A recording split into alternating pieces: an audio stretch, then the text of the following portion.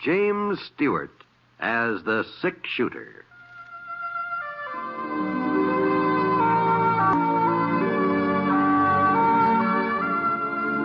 The man in the saddle is angular and long-legged. His skin is sun-dyed brown.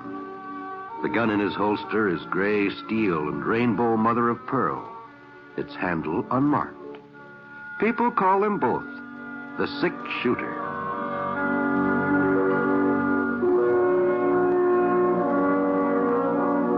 The NBC radio network presents James Stewart as the sick shooter, a transcribed series of radio dramas based on the life of Britt Ponset, the Texas plainsman who wandered through the Western Territories, leaving behind a trail of still remembered legends.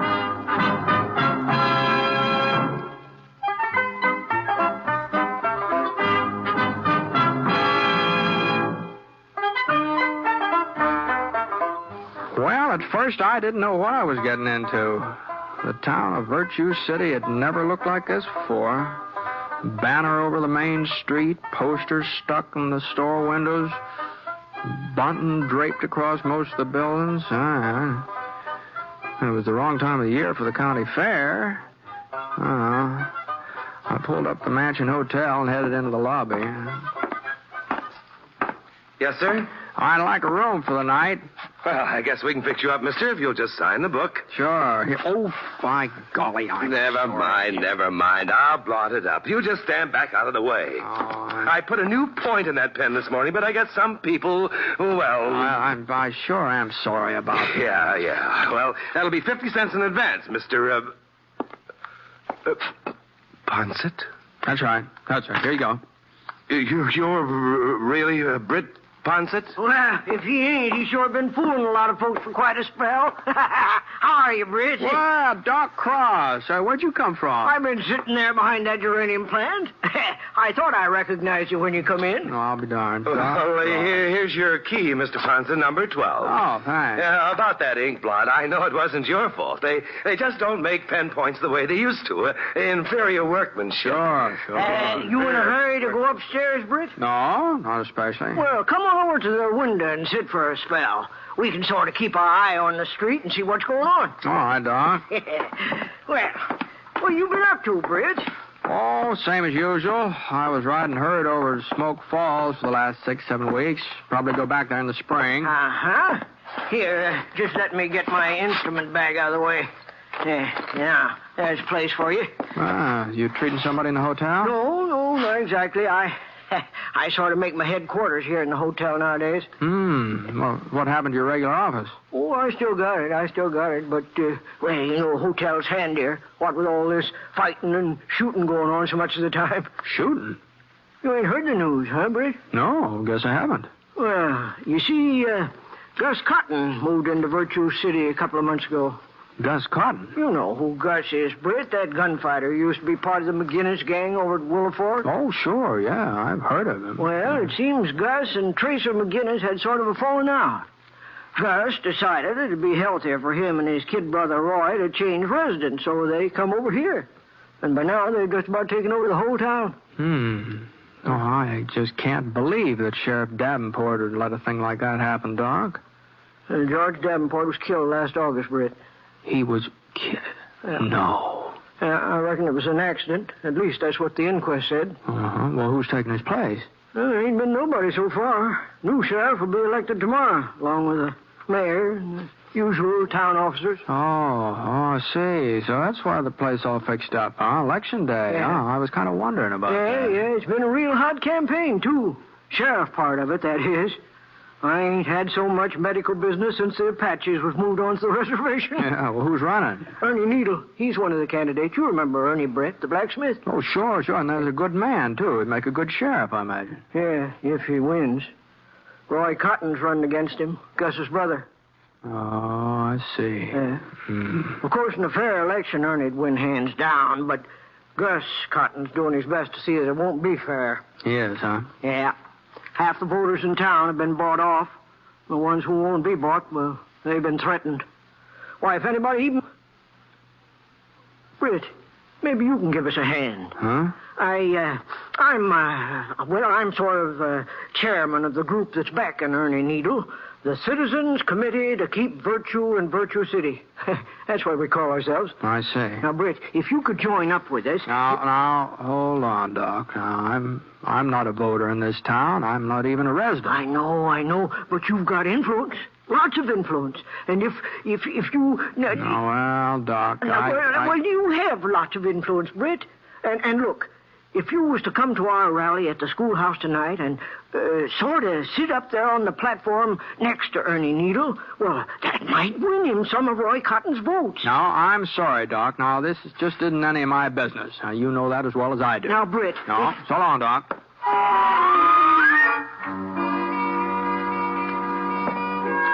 Well, I went upstairs to my room.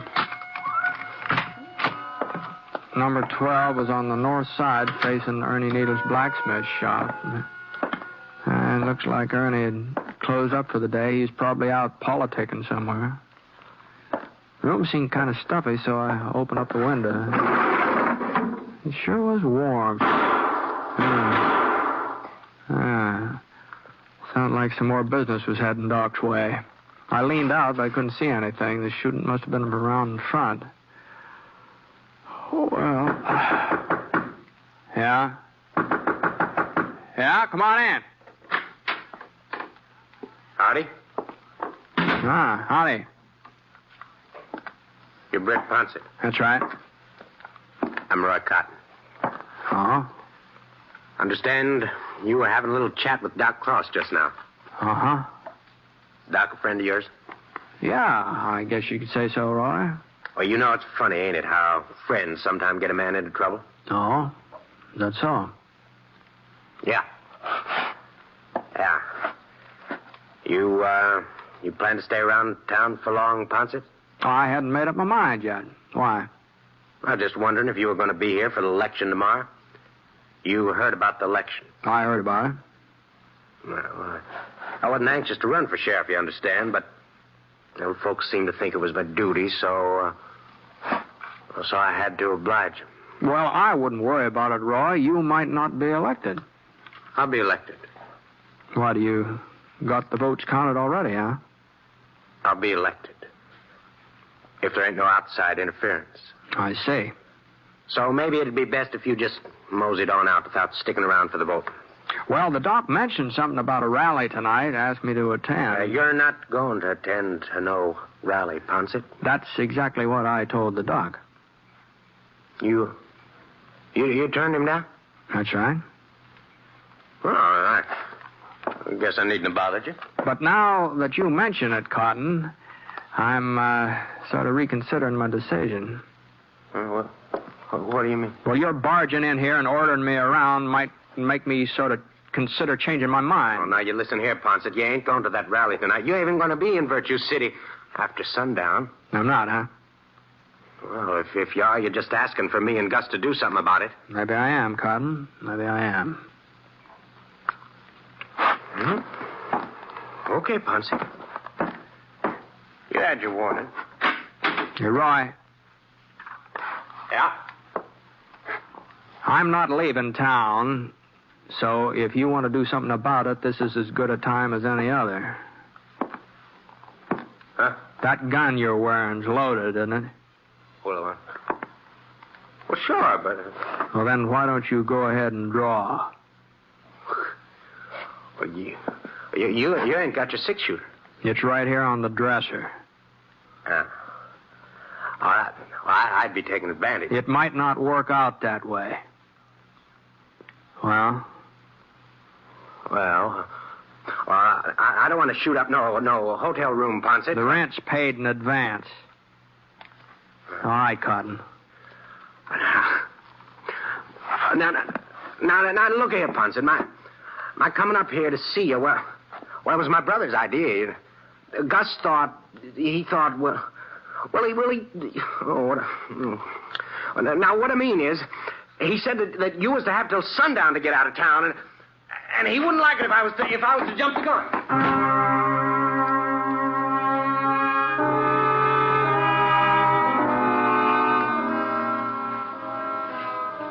Well, I guess nobody exactly welcomes the idea of being told what he can do and what he can't do.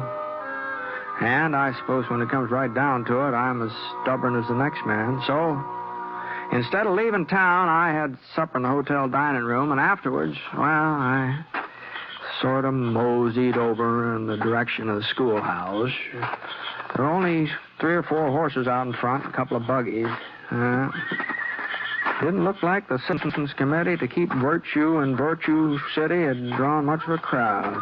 Well, I hadn't really planned on attending the rally. I was going to walk right by and head back to the hotel. But just as I started to move past the school, I spotted Roy Cotton waiting behind a big elm tree across the street. There was another fellow with him, bigger, older. Stood to reason he was Roy's brother, Gus. And it stood to reason that if I left without going inside, they'd figured they'd bluffed me into keeping away. So, the meeting was in the combination 4th, 5th, 6th grade classroom, and Doc Cross was introducing the various candidates when I opened the door. And as candidate for mayor, our good friend Cecil Potter. Oh, yeah. You all know Bo Spitzer, who's running for coroner. And last but far from least, the man who will be responsible for maintaining law and order, Ernie Needle, candidate for sheriff. Now, folks, I guess that's about all, so let's get... Wait a minute. Looks like we got us a visitor.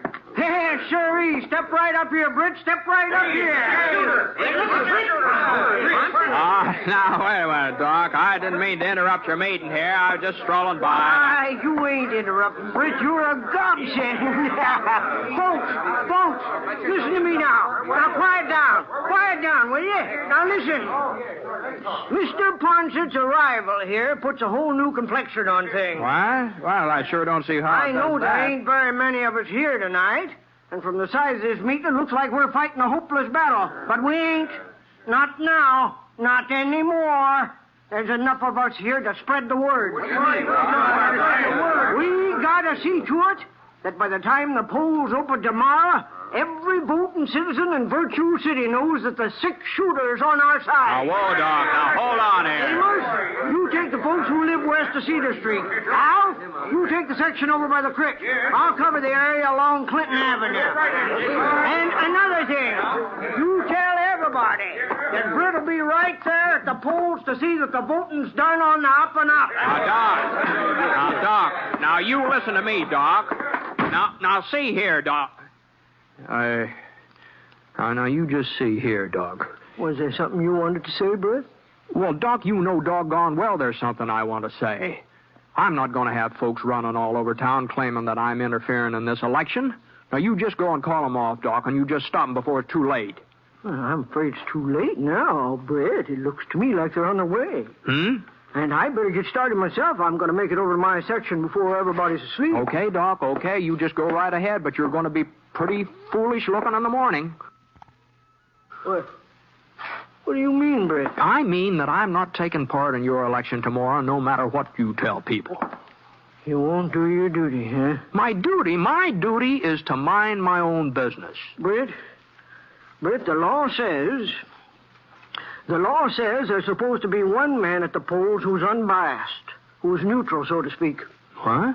Well, of course, your sympathies may sort of lie with Ernie Needle and our committee, but technically, you're nonpartisan. Seeing as how you can't even vote yourself, I mean. How's that? Now, look, Britt. All that I'm trying to do is to see that this election's carried off strictly according to the law.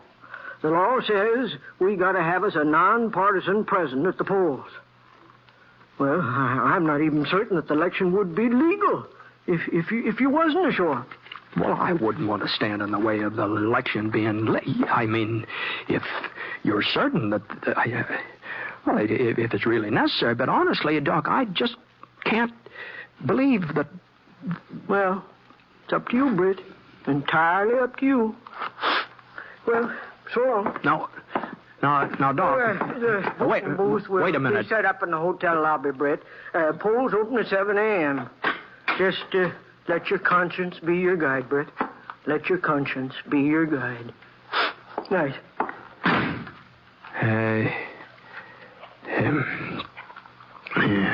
United.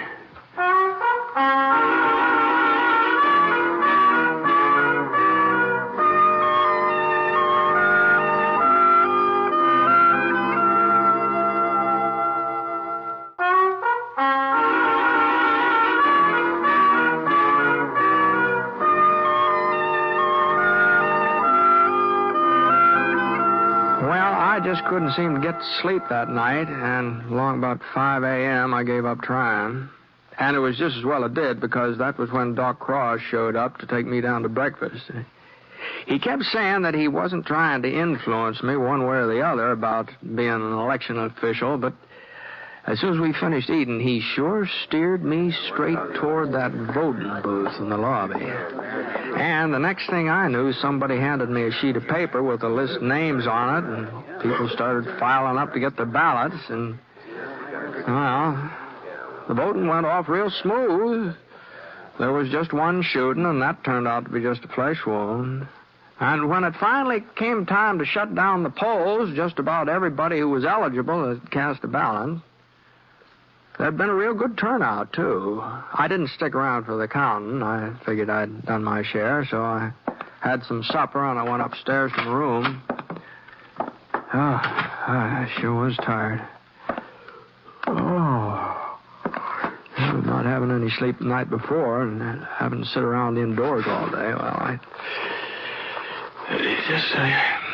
I took my boots off. And I sort of stretched out flat on the bed for a couple minutes.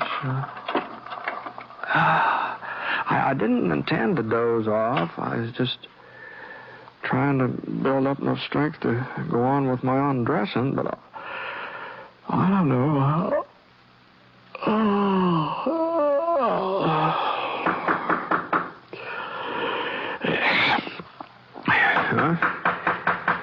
What the Sam hell is it?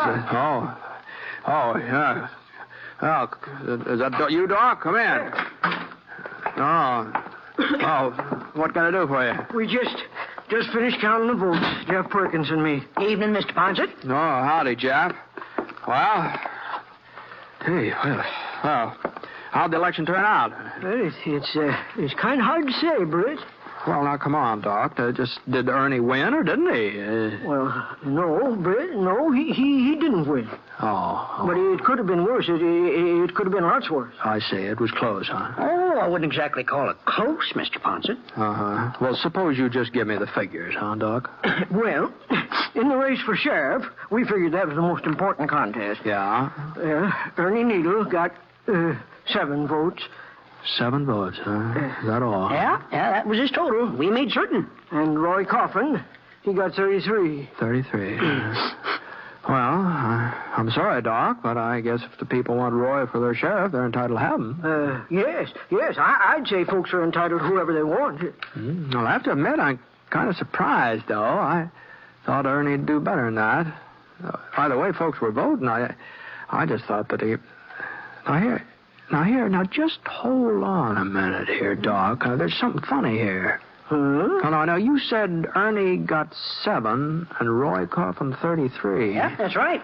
Oh, that's 33 and 7. That only makes 40 votes. Why, there must have been twice that many votes cast. 101, you know. 101. Well, that means there are about 60 ballots you haven't accounted for. 61, to be exact, Britt. Yeah? That's how many you got. That's how many I got. That's how many who got? Britt, it gives me great pleasure to announce that you've just been elected sheriff of Virtue City by a landslide. Congratulations. Now, hold on here, Doc. What do you mean? Mr. Ponset, it's the greatest write-in campaign in the history of this here town. Yes, sir, Britt. What? Well, I can't believe this couldn't be true. It's just plain foolishness. The people have spoken. Doc Cross, if you had something to do with it was this... a spontaneous movement, purely spontaneous. Well, whatever it is, you know doggone well I won't take the job of sheriff. I don't even live here. We just checked the Virtue City and Corporation papers. It must have been an oversight, but they don't say a word about town officials having to be residents. Well, if you've got the idea I'm accepting this office, you're just mistaken. Even if this election is legal. Oh, it was legal, all right. It was legal. And as of right now, you are the legally elected sheriff. All right. Then I resign. Yeah, I sort of thought you might feel that way, so I did a little more checking. And according to the town laws, you've got to submit your resignation in writing to the mayor, and he's got to prove it. But we don't have a new mayor yet. Not until you get sworn in. Now, hold on a minute, Doc. It was the office of sheriff that I got elected to, remember? You told right, me. Mr. Ponset. It seems the voters kind of got in the habit of writing in your name, and well, they... You don't mean they elect me mayor, too? You had a 2-to-1 majority. You don't mean... What? Yep. You didn't do so good for coroner, though. Bogue Spitzer beat you out by 4 votes. But don't feel too bad about it, Britt. Bogue's a real popular man. Well, I just don't know what to say. Well, this is the most outlandish thing I've ever heard of. It is mighty unusual. I'll agree with you there. Unusual? It's ridiculous. Well, I can tell you I've got no more intention of being mayor than I have of being sheriff. I don't blame you, Britt. Britt, I don't blame you. About the mayor part, that is. As a matter of fact, you couldn't hold both jobs if you wanted to. There's a town ordinance against it. I don't care if the... What'd you say? Yes, sir. One man can't hold both jobs.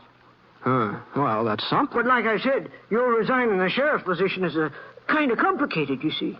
Not only have we got the problem of who's going to accept the resignation... I'm the mayor. I'll accept it myself. Well, even so, according to our statutes, when the sheriff resigns or retires, the job goes to the man who got the second highest number of votes. Oh, you mean Roy Coffin would take over my place? That's the gist of it, Mr. Ponset. Uh-huh. So you see the spot you'd be putting us in, Britt.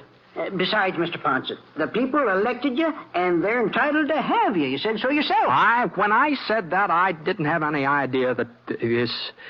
Oh, now, look here. There's got to be some way out of this situation. Ernie Needle's the man this town needs for sheriff, and he ought to have the job. Isn't that what you wanted? Well, maybe so, but... Well, I just don't see how we can work it out so he gets it. Oh, well, it's getting late. I guess you'll need your sleep. Probably have a big day tomorrow, what with all the swearing-in ceremony. Now, don't run off, Doc. Now, this isn't settled yet. Oh, like as not, things will settle themselves. They usually do. Good night, Mr. Ponset. Oh, by the way, Britt, I'll just leave your star here on the dresser. There's a little rust on the point where the plating's wore off, but good polish and they'll take care of it.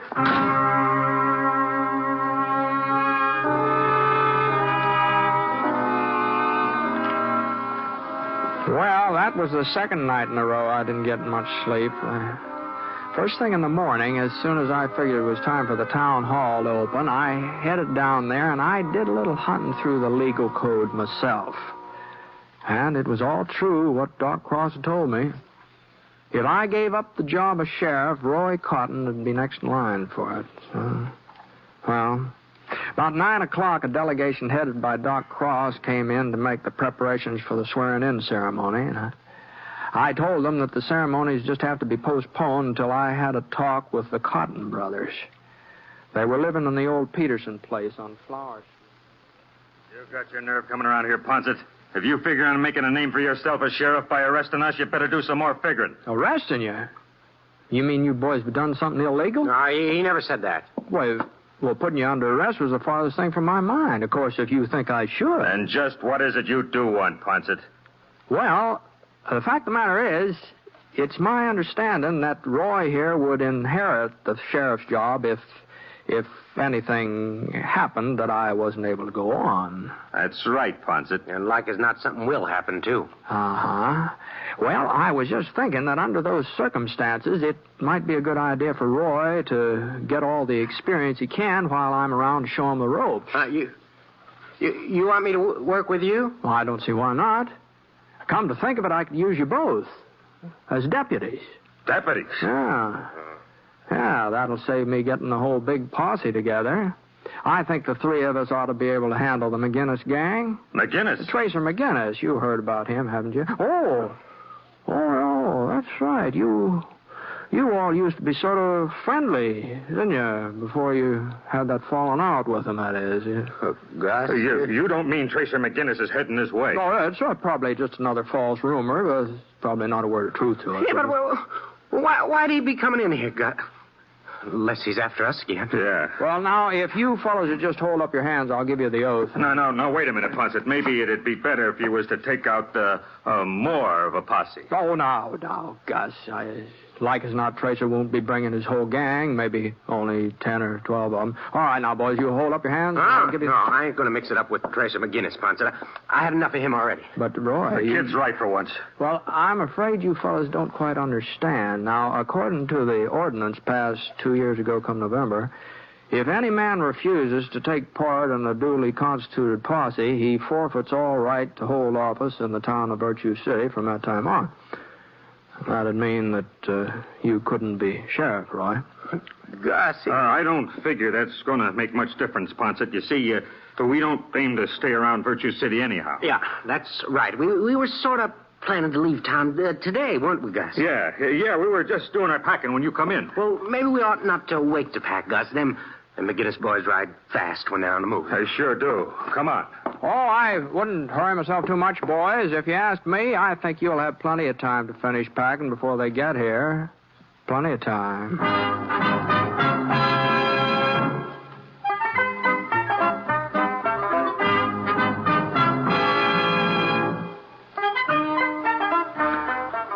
Well, as things worked out, they needn't have heard it all.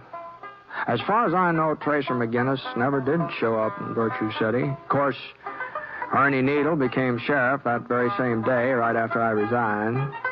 And I guess he hasn't had too much trouble keeping folks in line.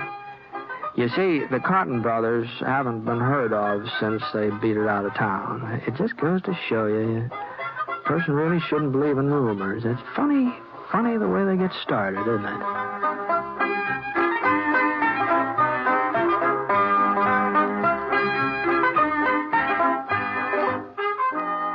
The Six Shooter is a transcribed NBC Radio Network production in association with Review Productions.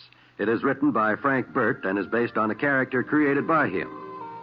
Mr. Stewart may currently be seen in the Universal International picture The Glenn Miller Story.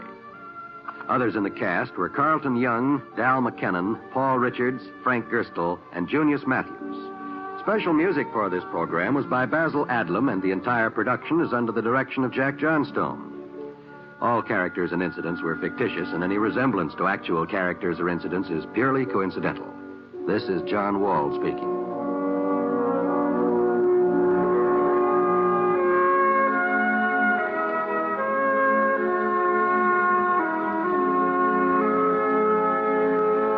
Tonight, hear an address by President Eisenhower on the NBC Radio Network.